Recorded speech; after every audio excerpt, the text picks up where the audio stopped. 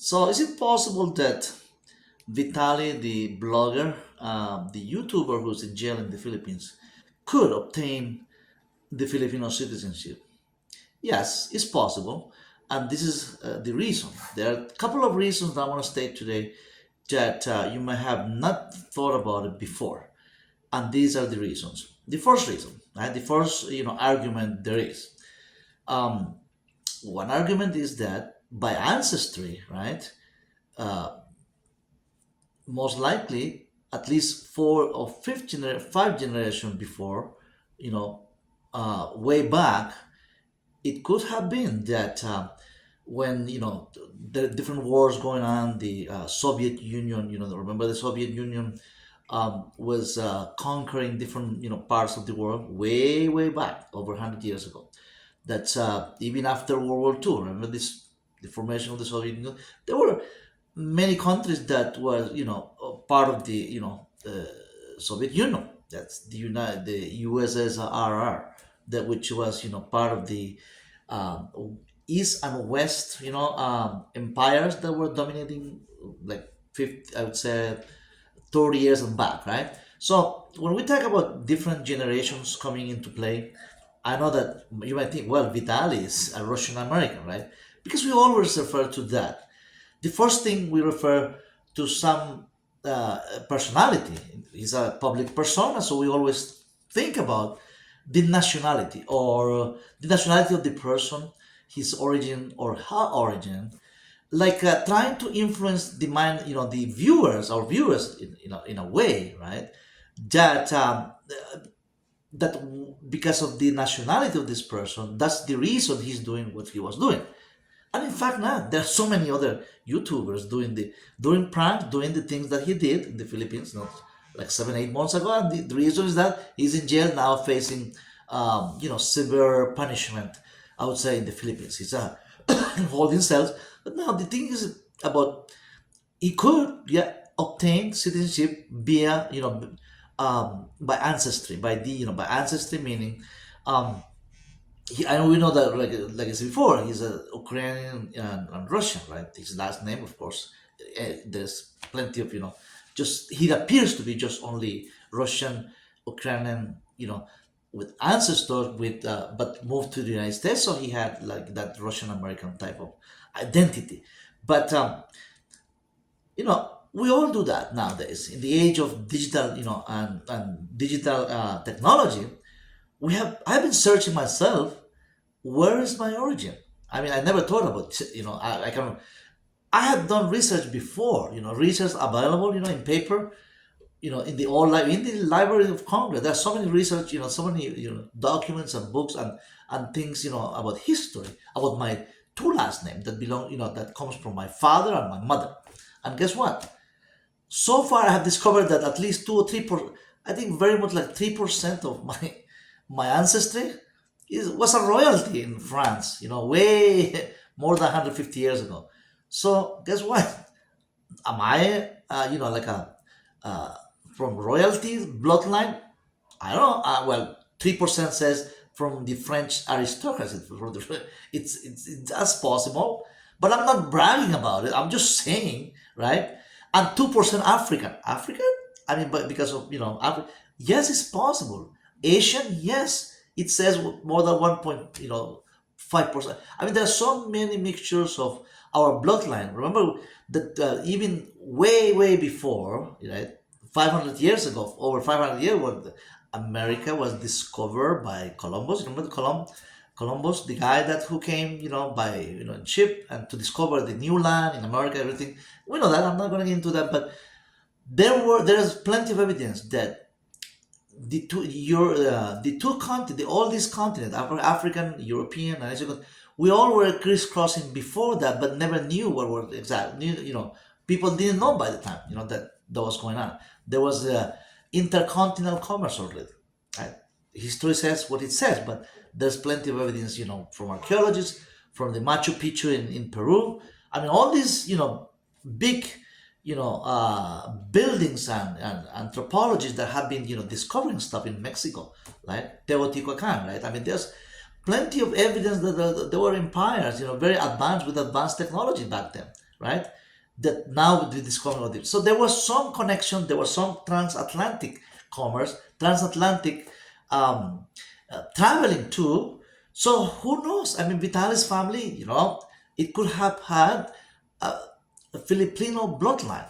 Some of his ancestry for 5 generations ago, just like mine. I have Asian, a little bit Asian ancestry too that I never knew I had. Right, so I could claim a citizenship in any Asian countries or France or Portugal because my last name. Some people say, okay, my last name, right? Almost half of Brazil has my almost last name, right? With the start with S, right? So who knows? I mean, if you think about it, really, I mean, there is always a bloodline, going back to different continents. About anybody, any human, anyone has some bloodline, something. Even German, even I mean, so many. There's so many possibilities, right? That can take him way back to his ancestry, right? So his ancestor to have little bloodline of Filipino bloodline. So he could claim that his lawyers can claim a Filipino citizenship. I remember that the Russians don't want to take him. I mean, the Russian, he was born in Russia, but I don't think they want him to take him. The United States don't want him either. Ukraine, Ukraine and the country is at war. I mean, the whole thing is all mixed. So it's who's going to take him? Do you think the Europeans are going to have a visa to come once he's comply with his prison time? Some people say, well, the experts, his lawyers are arguing that he doesn't deserve any prison time, right? Not even a year, right? Besides, he's already served already 8 months in jail already so far. So even if he's like giving, conditional, uh, freedom, right, to stay in the Philippines for a couple of years, until he serves community service and other kinds of punishment, I mean, other kinds of, penalties, then after that, what's going to happen? He's going to be in limbo, right? I mean, isn't that a violation of his human right? In a way? He needs to be have uh, somehow register, somehow have a work permit and or resident card that could lead him to just like any other foreigner. I mean, even the word foreigner doesn't, when they identify him as a foreigner, already like being a foreigner is like guilty of something that he came from a foreign land. That's the perception, guys. Perception is so important in a trial. Of course, it's a trial. Can you get a fair trial if you are identified as a foreigner or as an expat or somebody or as an alien? Like that word alien, I mean, is that a real word? Alien are out of space, right? But he's not out from outside. We all, just a fellow human being, right? So I mean, it's just the more the trial is in progress. I mean, the whole situation is in progress. The end of it, I mean, the how this gonna be, the end result of this whole situation of his trial and of his conviction, he hasn't been convicted of anything yet. He's still innocent as until he's proven guilty in court, right? We know that. So again, right? If he goes to trial and he's pronounced, innocent, right? He's not guilty. Well, he already said 8 months of, 8 months in jail. Now, after that, he's going to be released. Released where? In the Philippines, right? He's in the land. But if nobody takes him, there is no country could take him. Who's going to take him? Can he get a visa somewhere? I mean, I don't think he's going to get, his passport is expired. The whole thing is a really clean mess, and there is no way, if there's no country that can take him, he gets stuck in the Philippines, right?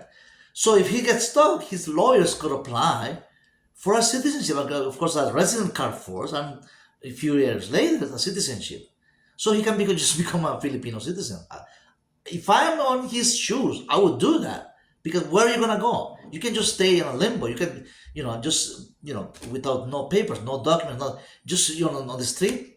I don't think that's in the best interest of the Filipino, as a country to have somebody just on the street wandering around with nothing, nobody, no country could. Where are they gonna deport him? Where? Who's gonna take him? Right? Because so far they have refused to take him, right? When he's released. So that's a good possibility that for two reasons, as you mentioned. One, because he's staying in limbo, right, with nowhere to go. The second is the one I mentioned about his ancestors, right? Ancestry by DNA and or leading back to if he can prove, right, that his ancestor, one of them at least 4, 5, 6 generations ago, that that placed in the Philippines. So that could be two ways of getting Filipino citizenship. What do you think? Do you think he deserves to be in a limbo, which is nowhere to go, or even if he's pronounced guilty? Even I'm not saying here whether he's innocent or guilty. All I'm saying is that he could obtain this, whether people like it or not. I guess some people say, well, okay, he pays his penalty now. He's stuck in here. He might have, who knows? Maybe he in 8 months he already learned some the local languages in the Philippines, right? Which most expert hasn't done it. Those who call expats, for years, for 10 years, 12 years, they just speak little, but just a little bit of the local language, right? Little Basaya, little Tagalog. I mean, it's just a little bit, few words, but who knows? Maybe